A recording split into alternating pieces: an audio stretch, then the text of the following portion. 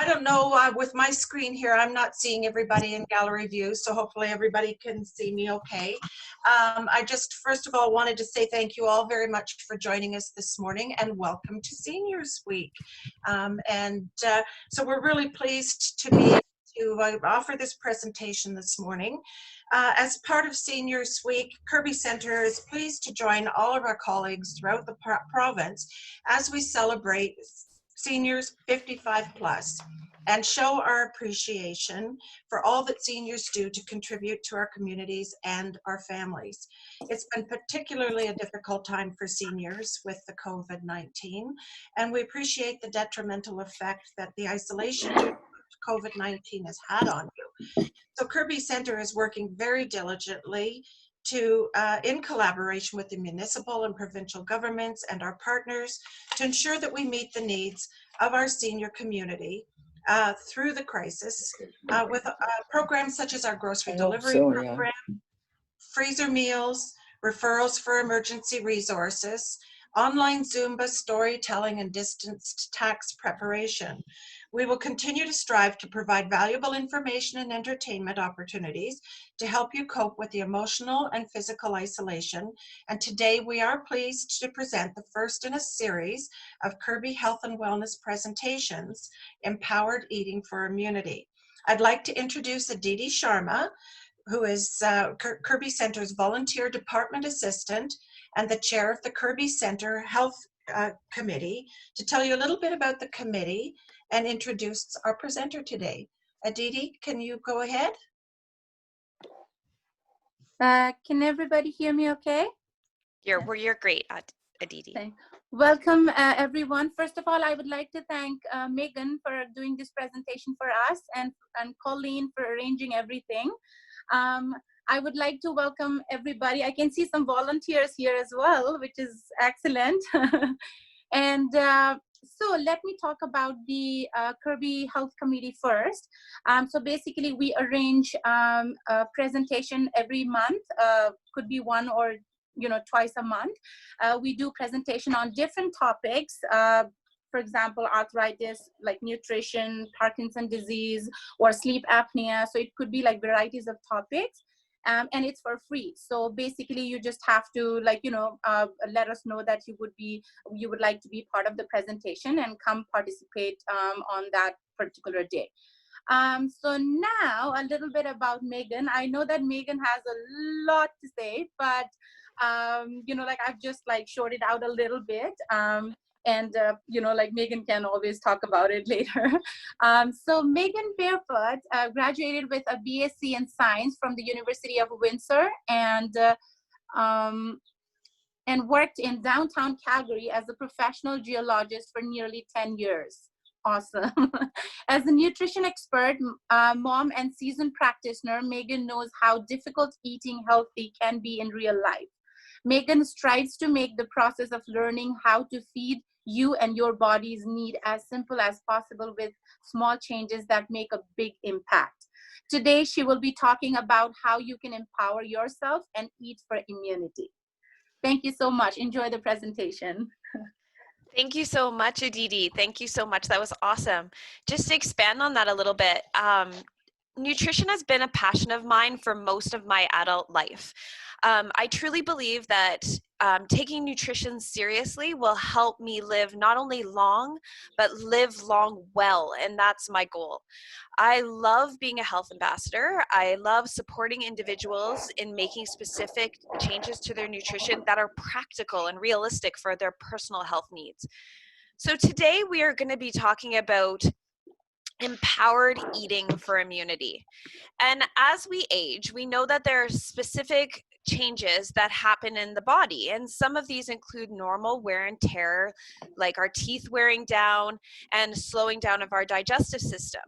And some common issues that we face as we age are also due to lifestyle choices and not so great nutrition choices that will catch up with us over time. So, today's discussion, what is this COVID-19? Let's talk about that first. And then we'll talk a little bit about some of the things that are going on and some of the specific barriers for seniors that I would like to review and discuss. We will get into specific nutrition and nutrients and foods that will support the immune system so that we can fight the best fight against the bugs that are going to come at us. I want to discuss the role that stress plays and some ways we can improve our mental wellness. And finally, I want to talk about how No Shoes Nutrition can help support you. And if you have any questions or concerns that come up, how you can contact me and we can have discussion outside of this. So, getting started. I just want to talk and make sure we're all on the same page about COVID-19. The pandemic that we're experiencing right now is all because of a virus called corona. And it's spread by direct contact with people, and it's also spread by getting in the way of people's coughs and sneezes, right? And this is why we're social distancing, to keep our germs to ourselves and keep away from other people's germs too. And I know that the older segment may have more pre-existing conditions, such as, having had dealt with cancer or dealing with cancer, diabetes, high blood pressure, and lung issues. And this puts those people at a higher risk. The 65 plus age population is more of a risk for all viruses, not just COVID. So we're exposed to a lot of viruses all year long. So this is not going to be something new, and it's not something that we're going to be done with after this COVID goes away. And it's important to note that by 2050, 1 in 5 people on this planet will be over the age of 60. So we need to start taking care of ourselves, and we need to start eating for immunity. Okay, that's my little spiel. With all of regards to how important looking at this population is and taking care of ourselves. So what are we doing to prevent the transmission of these viruses? Well, first of all, we've talked a lot about social distancing. And we don't want to go out if we don't have to go out. We want to keep a 2-meter distance from anyone not in our own home. And we want to wear a mask if we can, to kind of just stay away from other people's sneezes and coughs and germs. Second, I'd love to believe that most people were practicing personal hygiene before all of this went down, but it's come to my attention that maybe that wasn't the case. So we want to make sure we're washing our hands as often as we can after touching something outside of our home and outside of our inner circle. And we want to avoid touching our eyes, mouth, and nose. And I have been on these videos a lot more, and it has made me aware of how often I am touching my eyes, my nose, my mouth all the time. And I didn't ever realize that before being on these Zoom meetings through this COVID-19 pandemic. So it's something to really kind of take into account. Another thing we want to really address, and we're going to get into this big time today, is proper nutrition. So it's becoming really apparent how important specific foods can be to boost our immune system. We also want to manage our stress and make sure we're getting proper sleep. And this is easier said than done, I know. And one of my pet peeves is, oh, you just need to relax. When people tell me, oh, you're so stressed out, you just need to relax. You need to calm down and, get some better sleeps. And it's not that easy. So how can we do that? And what can we do to make sure that we're practicing proper sleep hygiene and stress management? And finally, physical activity. And this does not mean going out, hitting the gym, getting, exposed to lots of germs and, starting a whole physical routine right now during this time. But it does mean we have to keep moving, and we have to circulate our blood. And there's also another circulation system in the body called the lymph system, and that's where our immune system lives. And if it's not being circulated, it's not helping us fight off the germs. And the only way to fight off and move that lymph system around our body is movement. So we need to make sure that we are getting some stretches, we are moving our body, doing what we can to circulate that lymph. Okay, We have prevented our exposure, and now we need to move on. Did you know there are several factors that impact seniors that result in 40% of the population over the age of 65 with malnutrition? Okay, you don't have to be part of this statistic. You can be different. But to avoid malnutrition, we need to look at these barriers and we need to be aware of them. So, what are the barriers that we need to get over? First of all, a lot of seniors reduce their activity and they have reduced mobility. It's not as easy to be as active as it once was. So this can result in not having as much of an appetite. It can result in a reduced ability to get out and shop for your food and prepare your meals. If you're not feeling great, if you don't have a lot of energy, then it's hard to get really good home cooked meals. The second factor or a barrier is that a lot of, I won't even say seniors, a lot of people these days have chronic ailments. There's things that are going on and they're taking medication for that.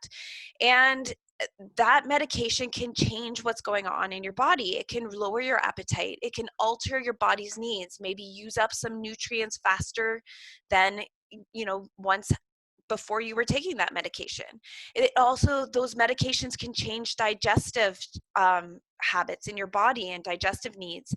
And it's not, most people, I'm not even saying seniors, because a lot of people, not just seniors, are on multiple medications for things that are going on in the body. And they need those medications. So how do we eat to ensure that the body's getting what they need while on those medications?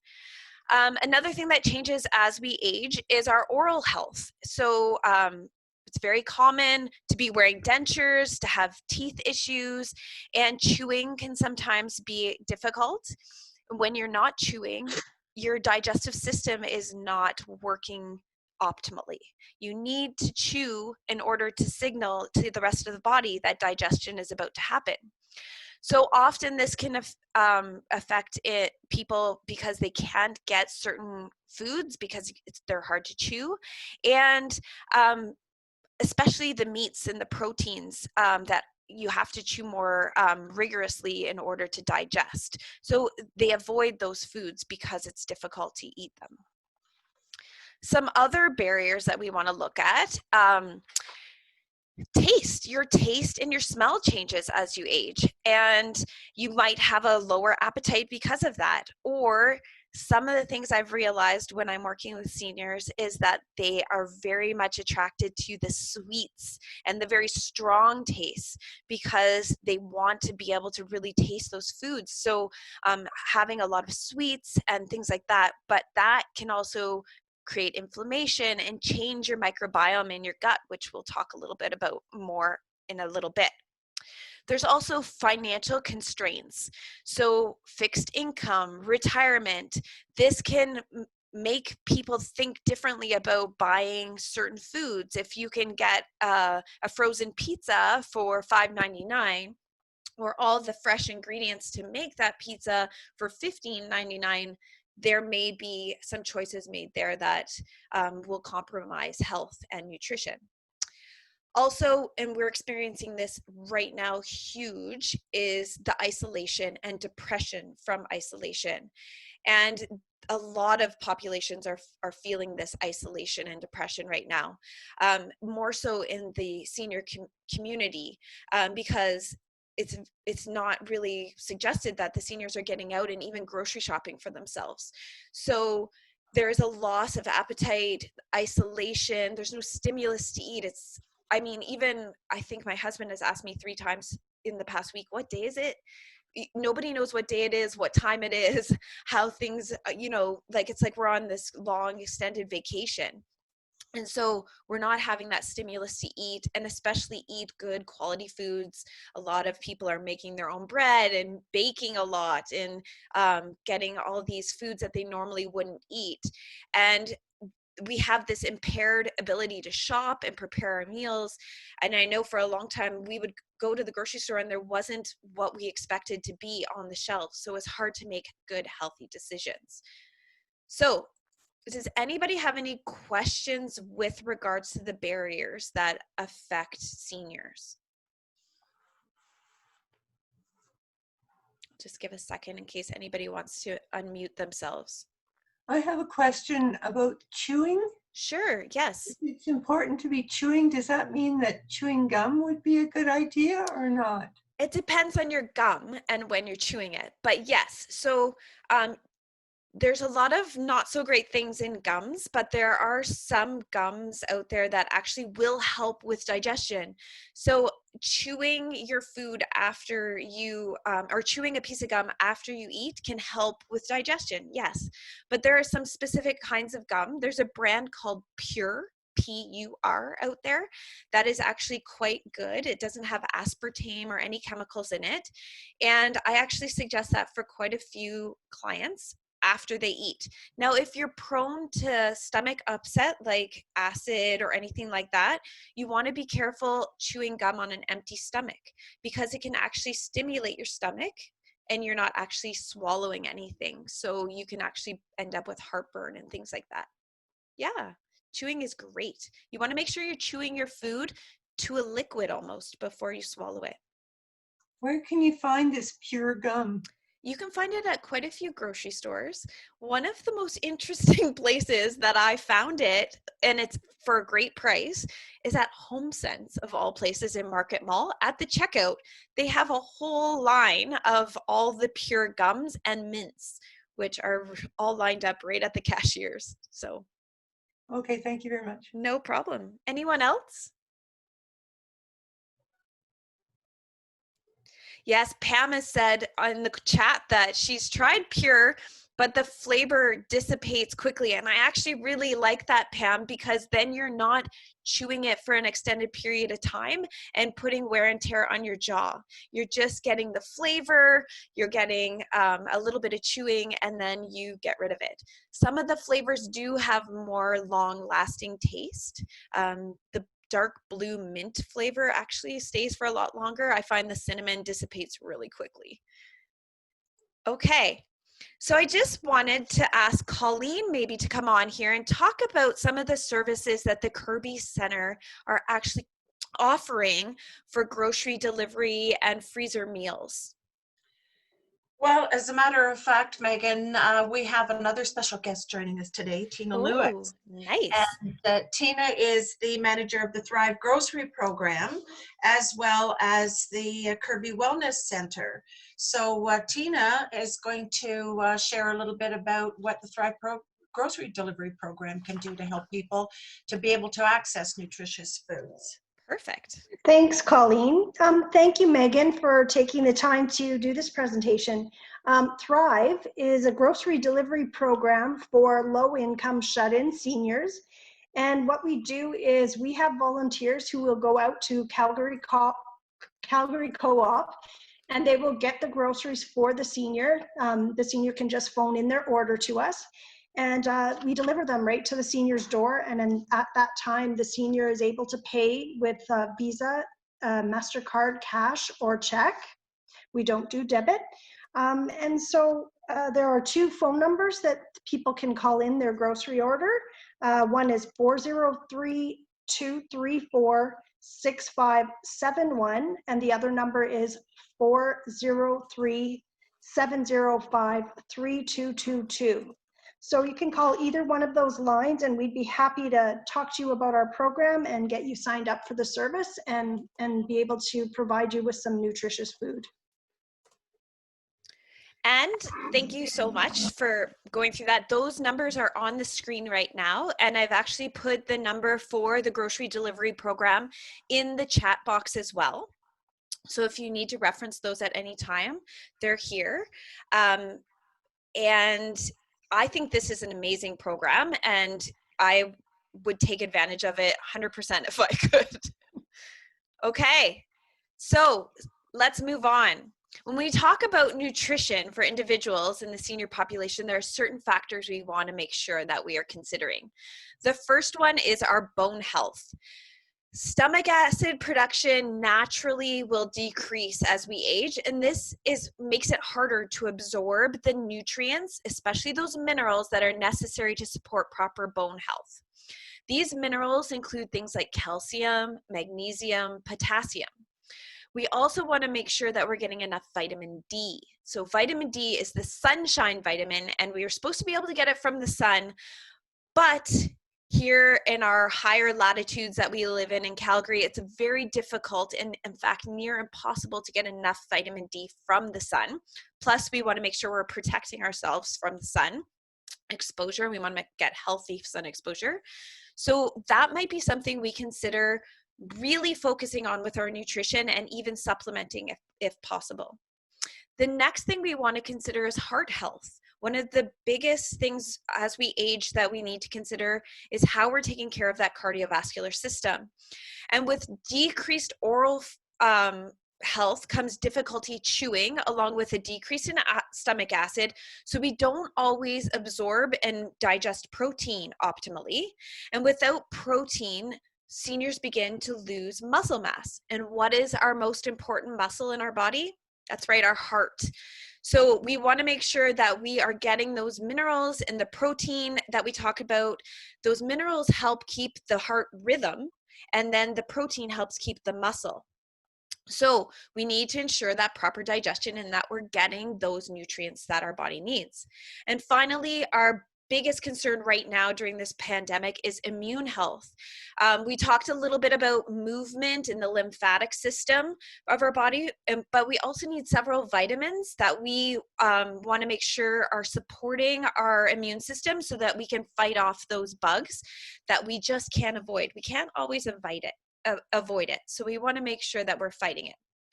So let's get started with the basics, okay?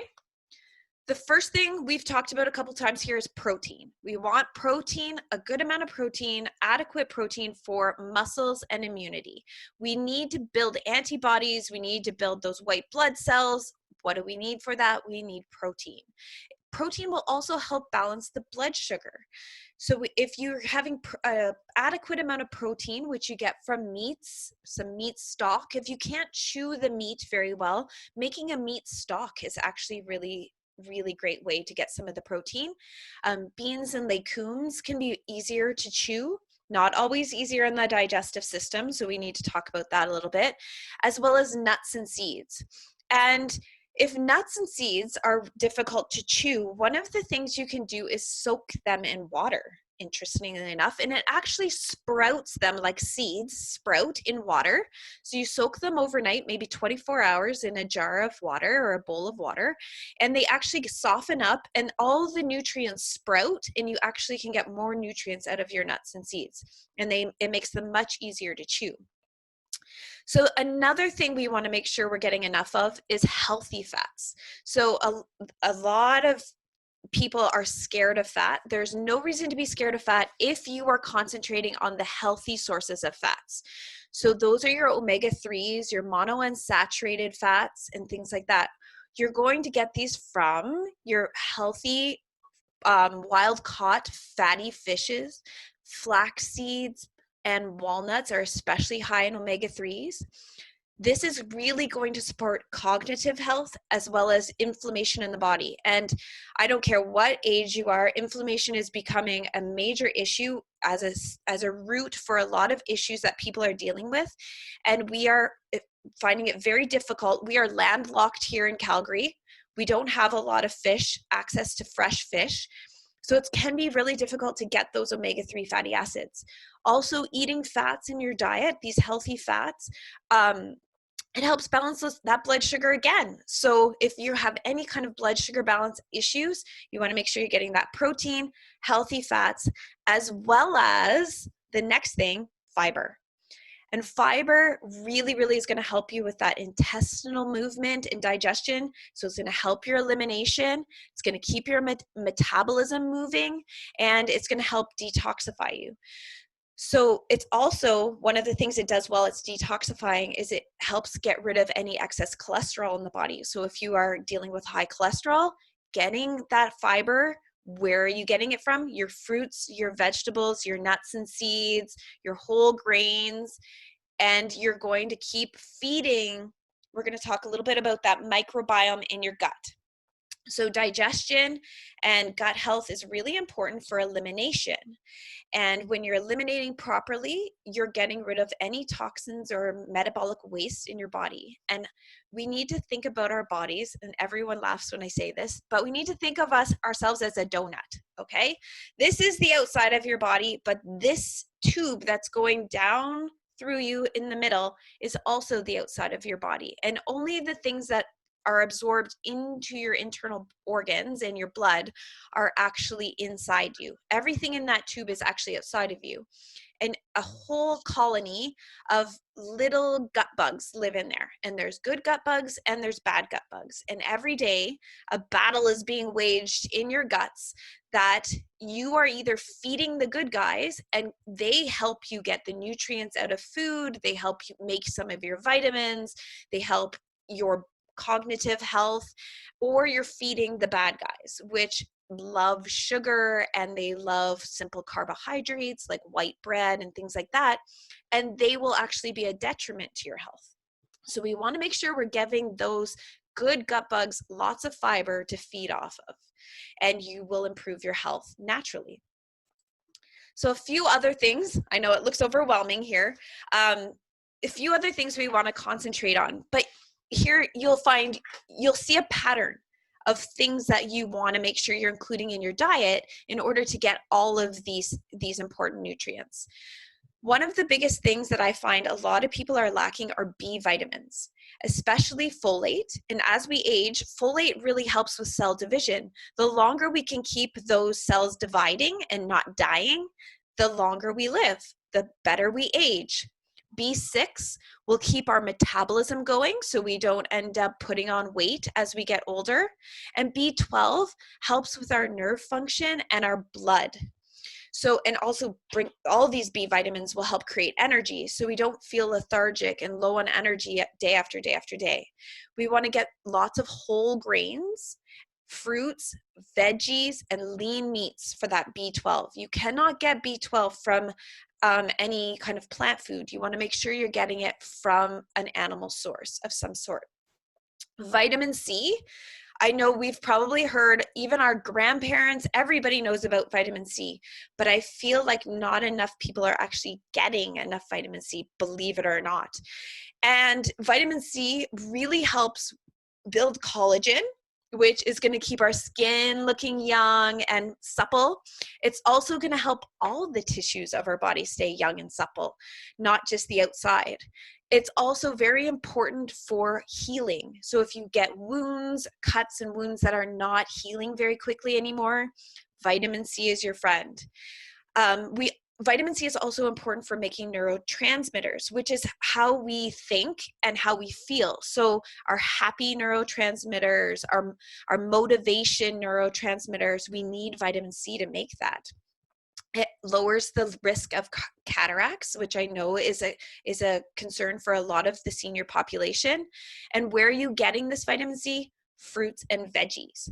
One of the things you have to consider with vitamin C is that when you cook fruits and vegetables, you kill the vitamin C. The vitamin C dissipates out of the fruits and vegetables. So making sure that you're only lightly steaming the veggies and getting as much as you can that way, or supplementing with vitamin C, which is very, very financially capable. Vitamin C is not a very expensive supplement to actually buy, and there's lots of great sources. Vitamin D is the next one we want to talk about. Vitamin D is necessary for our bone health, our brain health, and also regulating blood sugar. So if you have any blood sugar issues, vitamin D is your friend, and you get this from fatty fish, and you want to look for wild caught fish, not farmed fish. And you can also supplement this one. I actually recommend most people that live in Calgary supplement vitamin D because it's really hard to get this from our landlocked, sun deficient area that we live in. I mean, we get lots of sun, but getting exposure to that, you have to make sure you're being safe. And the next one, vitamin E. Vitamin E is important for your immune system big time. It's also important for your cardiovascular health. And again, for the lowering that risk of cataracts. So lots of nuts and seeds. Avocado. Avocado is fantastic. It's like nature's perfect food.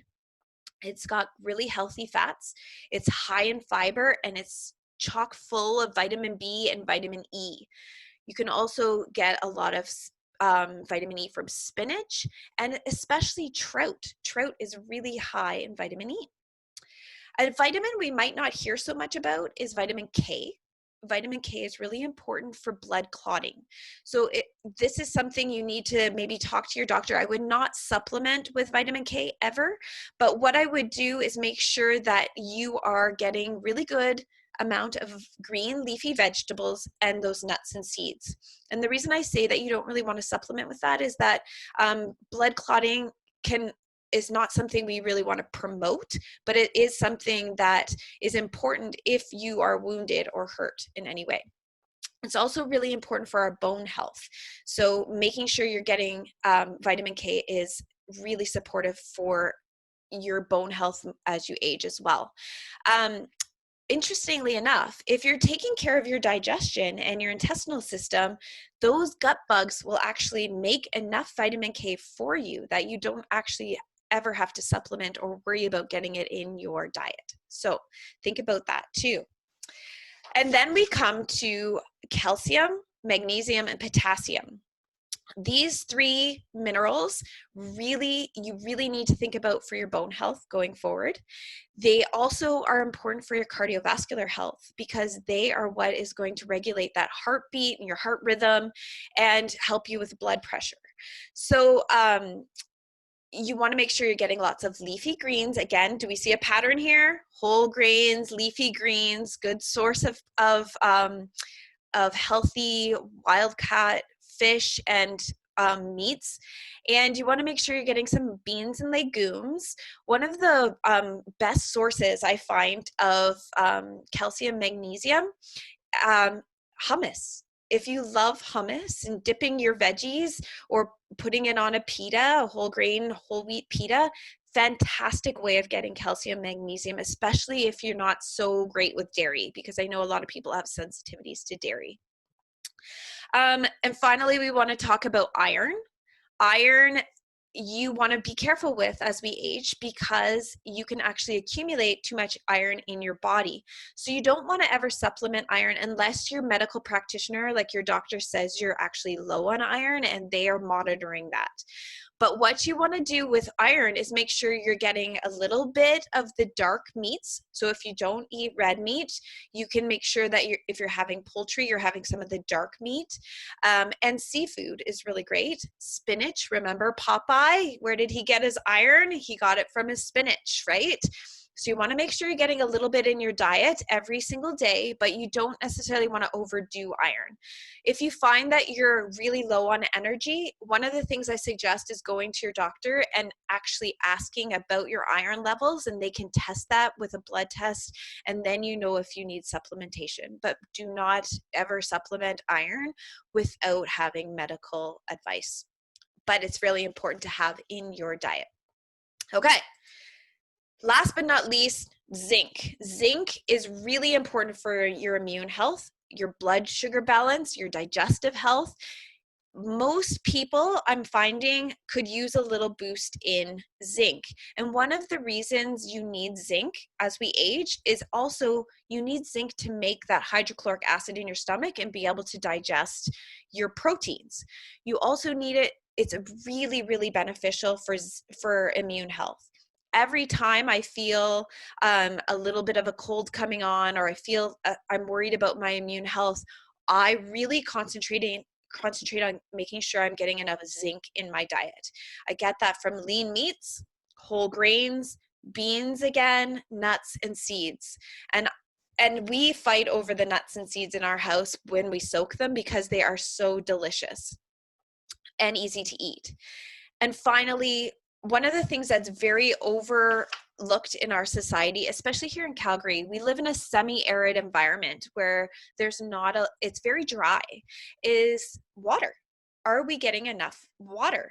And it's really important for our immune health, our digestive health. It's great for elimination and detoxification. When we're eliminating properly and we are properly detoxifying, that supports our immune system as well. We don't think twice about washing the outside of our body and personal hygiene. We shower all the time. But when I talk about, okay, how are you washing that pipe on the inside of your body? People look at me like I have 3 heads. And it's just as important to make sure that's being washed out with a good 8 to 12 glasses of water a day as it's important in washing our hands and washing the outside of our body every single day. And it's great if you can have filtered water, but we are so lucky here in Calgary that we have such a great source of water and tap water, that if tap water is all that you need or all that you can get, it's a fantastic that we live in Calgary and can just drink right out of the tap. I see that there's a couple questions coming up in the chat, and one of them is what kinds of seeds? I will tell you, one of my favorite seeds to have is pumpkin seeds. And I'll tell you, they're very high in zinc, which is something that's not easy to get in a lot of foods. Another one is adding ground flaxseed to the top of my food all the time. Like if I'm having a bit of yogurt and berries, I'll put some ground flaxseed on there. Hemp seeds are great for omegas and healthy fats. Some of my favorite nuts to actually soak are almonds. They soften up quite nicely and become quite delicious. Walnuts are really great for those omega-3s, and soaking them is very simple. My favorite is pumpkin seeds though, and you can soak them as well and they become very soft, and you can add them to the top of a lot of foods. I even actually love putting nuts and seeds on top of my soups because it just gives a little bit of crunch without adding too much crunch to the soup, and gives a little texture. Any other questions with any of those vitamins? The types of fish that I recommend would be a good trout. Cod is very great. Salmon is very good. Tuna, if it's wild caught tuna, or if you get canned tuna, make sure it's packed in water. There's lots of great sources out there. I'm not a huge seafood fan myself, so I do supplement with omega-3s. And if you have the ability to get to Costco, the Kirkland brand omega-3s are very, very good and very reasonably priced, as well as their vitamin C, which are chewable, and you can just pop them a couple of those a day and get all the vitamin C you need as well. Let's see what else we have. Can you chat about probiotics, prebiotics, yogurt for gut health? Oh, Colleen, you are speaking to me right now. This is my passion. This is my love, is gut health and making sure we're feeding our gut properly. One of the things about probiotics is you do not need to buy a probiotic if you do not want to take another pill. One of the best things you can do for yourself is to buy some sauerkraut, some fermented beets. There's lots of things out there, fermented vegetables. That's where you're going to get it. Or yogurts, the plain Greek yogurt, the real true yogurt. You have to make sure that you're not getting the flavored, really sugary yogurts, because then you're defeating the purpose of the probiotic. And you want to make sure when you're getting fermented foods that you're getting the real true fermented foods, which means they have to be refrigerated. So you want to make sure that you're going to somewhere like Community Natural Foods, or there's this little gem of a place in Bowness called the Light Cellar that makes all their own fermented foods, and they have the best, like grandma used to make sauerkraut I have ever had in my life. Also pickles, true fermented pickles. And there's a brand out there called Bubby's, which makes me laugh because my grandma's, we called her Bubba. So Bubby's pickles are true fermented pickles, and you will find all these true fermented foods in the refrigerated section because they must be refrigerated. And those will provide your probiotics. Prebiotics, you don't need to buy either. You need to eat fiber. So the probiotics will thrive in your gut when you eat fibers, foods like fruits and vegetables, nuts and seeds. Those probiotics will break down the fiber in your body in order to get the nutrients out of those foods. And that's another reason why it's super important to have really good gut bugs. And when you have really good gut bugs, you will be eliminating much easier. So half, or if not 3/4 of your elimination is just dead gut bugs. And you want to make sure you're having a good amount of movement so that you're getting rid of all the waste in your body. And these gut bugs will help you get rid of anything that you need to get rid of, including high cholesterol. So your cholesterol is actually removed from your body through great elimination, and having a good amount of fiber and probiotic will help make sure you're getting rid of that waste. Okay, what is your take on intermittent fasting and for nutritional health? I love intermittent fasting if you do not have pre-existing blood sugar issues. So if you have a tendency to go hypoglycemic, which means you get low blood sugar and you might get a little shaky and have a little brain fog, the intermittent fasting is not for you. If you, or what you might want to do is talk to someone who has experience with this, like you're a dietitian or a holistic nutrition consultant who can help you, support you through trying out intermittent fasting, so that the last thing you want to be doing is fainting or feeling that jitteriness or brain fog with low blood sugar. It's not a great idea. So really, I would recommend you work with someone in the beginning to help support you through that, and then figure out how your body works. One thing I want to make sure we stress is that there's no right or wrong way for any one person to eat. You have to listen to your body and what your body's telling you. And when your body is giving you signs and symptoms, it's telling you some things you need that feel good for your body and things that don't, depending on what the signs and symptoms you're getting. So really making sure you're listening to what your body's telling you is important, especially when you're doing intermittent fasting or any of these kind of dietary protocols like ketosis and things like that. You have to be really careful with what your body's telling you. So working with some kind of professional to help you, assist you with that, is really important. So just to recap, we want to make sure that the nutrients we're getting for immunity, we want to concentrate on our antioxidants. So vitamin C, vitamin E, zinc, selenium, we talked a little bit about, but not quite you'll get a lot of selenium in your nuts and seeds as well. Those are antioxidants, and they will help you boost your immune system to fight off these bugs. The minerals, calcium, magnesium, potassium, those are great for your heart health and your bone health, and will help when you have good heart health and you have good bone health. That will help the circulation and help your immunity be stronger.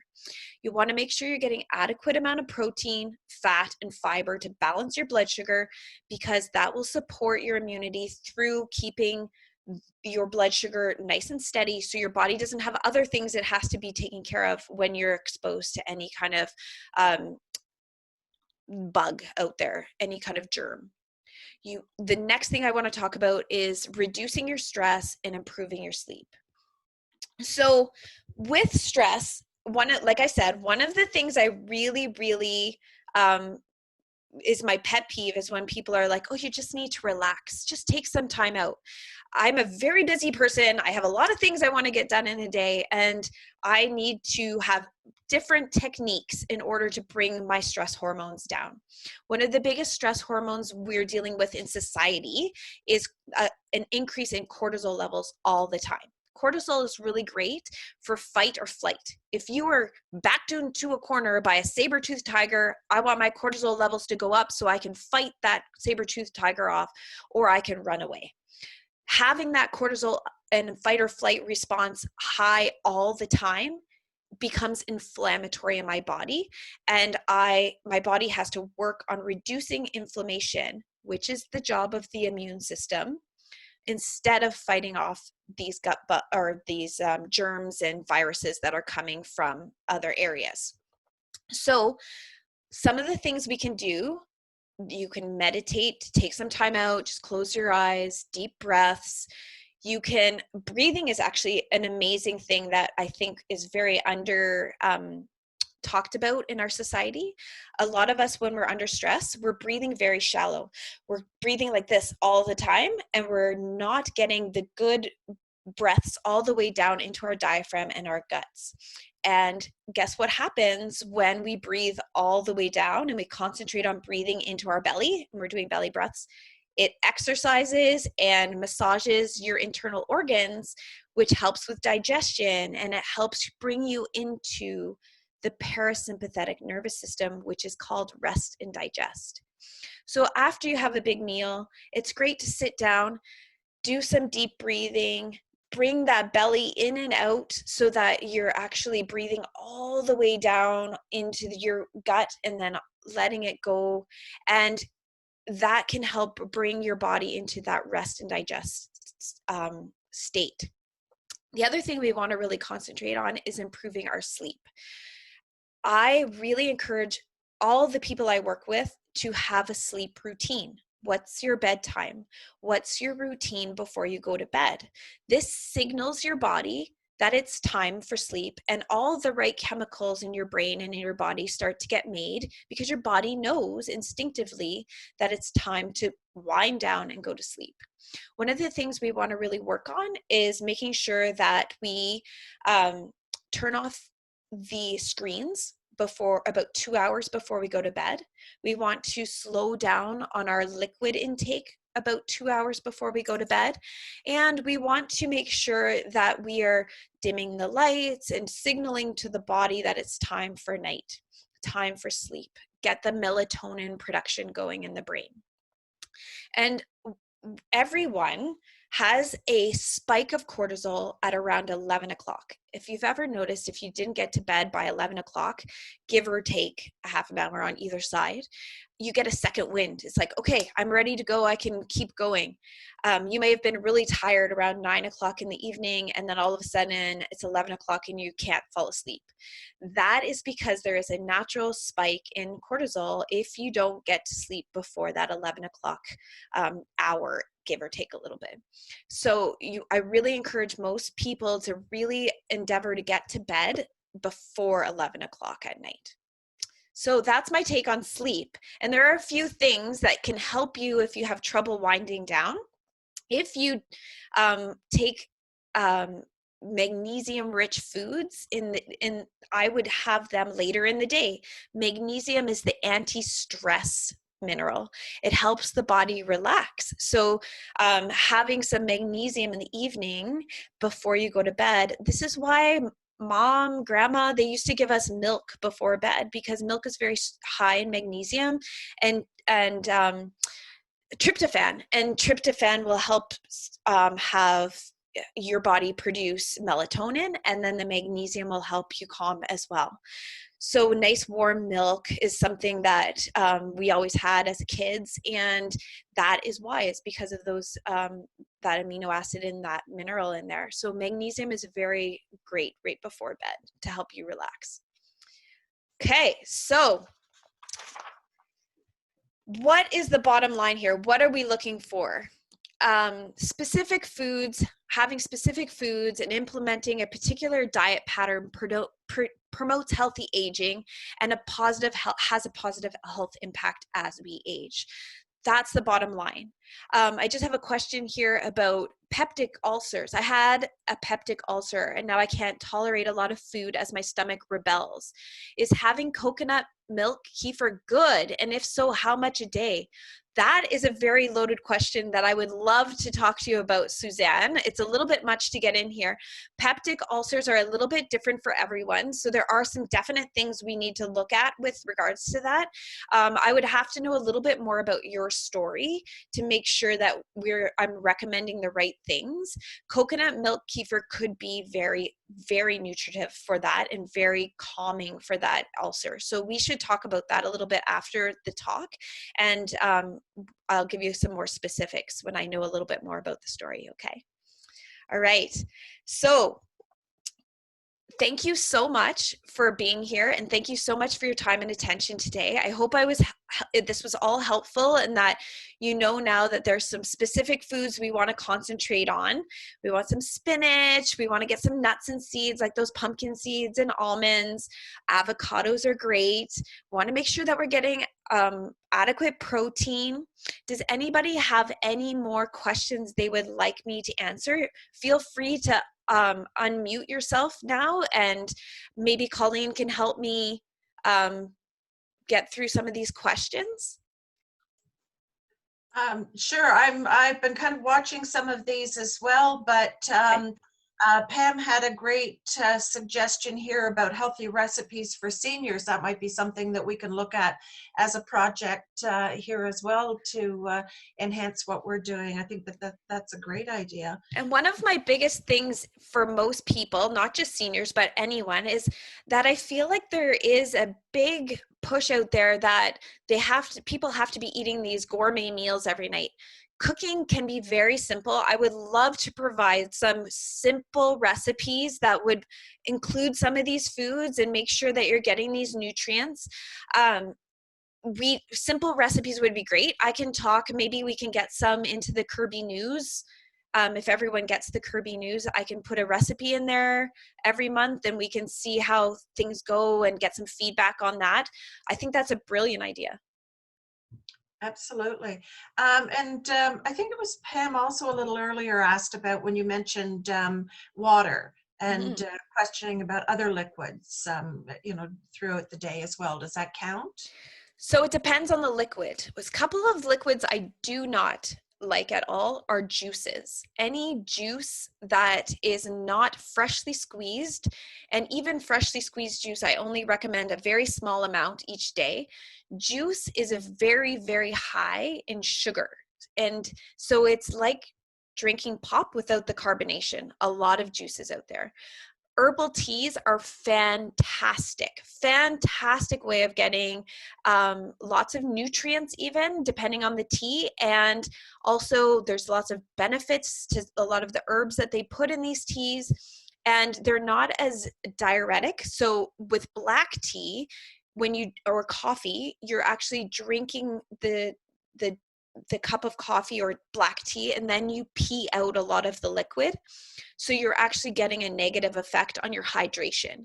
So for every glass of coffee or mug of black tea that you drink, you actually have to add a glass of water to your day.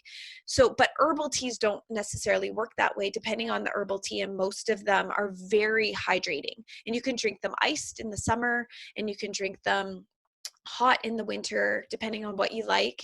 And like I said, there's some great herbal teas that actually add nutrients. You can get calcium and magnesium and potassium from some of these herbs in these teas. So they are fantastic to add to your day. Val had a question here. It sounds like she's got a little bit of a concern that maybe you could provide her some insight. She was asking about the fact that she'd read that excessive hunger or thirst, if unsatisfied, could be symptoms of diabetes or thyroid problems. Do you know anything about that? I do, and that is something you definitely want to discuss with your doctor, because they can do some specific blood tests and find out what's going on right away. That can also be a sign of some imbalanced gut bugs. So if everything comes back normal from your blood tests, please call me and we can talk about getting those gut bugs under control. Your digestive tract starts at your mouth and goes all the way down to the back door. So we want to make sure, sometimes you can have excessive thirst or dry mouth because the gut bugs are actually starting to populate your mouth, which can contribute to oral problems and things like that, and create that excess thirst that you just seem like you can never get a bad taste or like that thirst out of your mouth.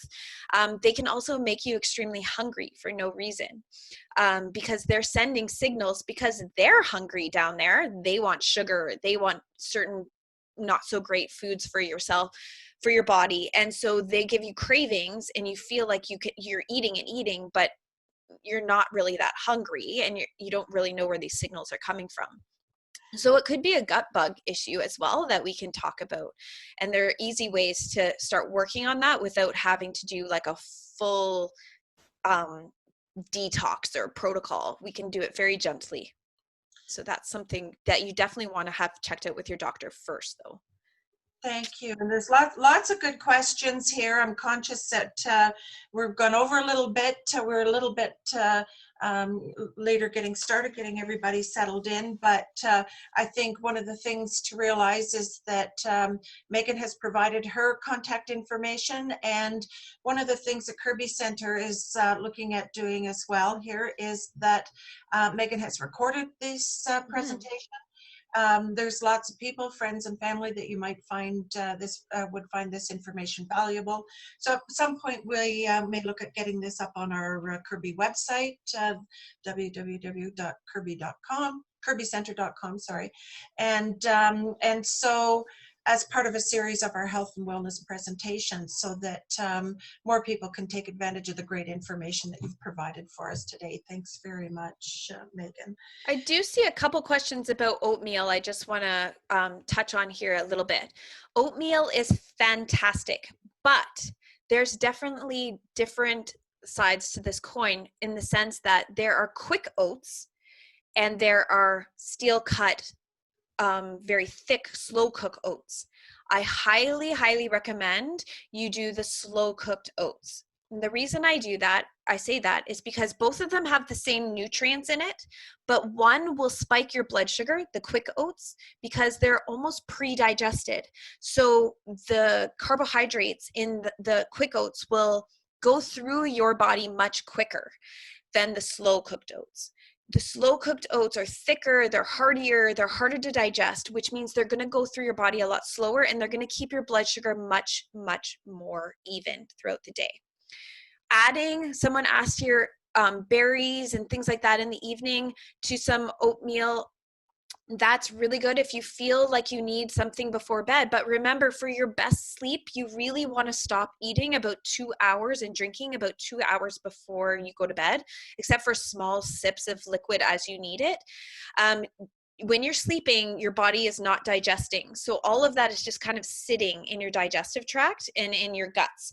So you really want to give your body some time to clear that out before you go to bed. There is other ways of cooking or soaking those oats. So remember, we talked about soaking the seeds and nuts. Well, there's a thing called morning oats. And what you do is you literally soak your oats overnight in the fridge and you prepare it. You put some coconut milk or yogurt in with your oats. You leave it in the fridge overnight and they're nice and soaked, and you can eat them cold or you can warm them up, but they don't take as long to cook in the morning. If you are finding that you don't want to spend a half an hour, 45 minutes to cook your oats before you have breakfast in the morning. So that there's other options there. But oats are great. I love them. All right, then anybody else, anything critical to ask at this point? Didi, would you like to thank everyone for joining us today? And Thank you everyone for joining us for this virtual presentation. It was our first time, but I actually like this idea of doing it this way. So maybe next month we're gonna have something and then we'll inform you all about that. Yes, absolutely. Thank you. And that answers Pam's earlier question as well, is that because we're in a new norm, my role has been the event planner for Kerby Centre. So now been charged with finding ways of being able to do the things that we did once do in a different manner. And I'm like you, Aditi, I'm finding it kind of fun and interesting to do things this way. So Pam, yes, we will be doing more coming up here in the future, and yes, they will be Zoom presentations for the most part, which brings me to the fact that we are working on on the next in our series that is going to take place on June 12th. 10 o'clock to 11:30 with Padmaja Ganesh from Alzheimer Calgary. And she's going to do a presentation for us, which is very timely, as well as the nutrition while we're isolated, on mental well-being during the COVID pandemic. So many of our older adults have been isolated for so long that, between the loneliness and depression, there are concerns about cognitive diminishing and that kind of thing. So she's going to talk to us about that, social impact of socialization, and ways of being able to manage your anxiety, worry, and stay mentally healthy. We're also looking at another one coming up at the end of the month, which would be kind of fun, which is all about adult coloring. So we have been we've been provided with coloring books by Creative Aging Society, and they are giving us these adult coloring books, and then we're looking at doing a presentation to show people how to color to reduce stress. So lots of other things coming up as well, things on the new government benefits and financial investments. I think a lot of people are interested in that. So stay tuned, and we'll be keeping you informed through Kerby News and through social media about our upcoming presentations. And as I said, if you'd like to follow up on any of this information, because I know there's a lot of stuff here that I'm interested in as well, and especially that chart on the vitamins that we need for various things, and also the foods that we can eat, as well as taking the vitamins. So I thank you very much, Megan, and I thank everybody for joining us today, and happy Seniors Week. Yes, happy Seniors Week. Thank you so much. Thank you to the Kerby Colleen. Centre for having me here today, for sure. And check out my website, www.noshoesnutrition.com. And please feel free to reach out anytime if you have any questions on any of this, or would like some information on getting some support in any other way. And thank you to Tina and Aditi for helping us out here today as well. I think that the people that Tina and Aditi are working with to provide groceries and food would be greatly interested in some of this information as well. So we'll get some of that out for them too.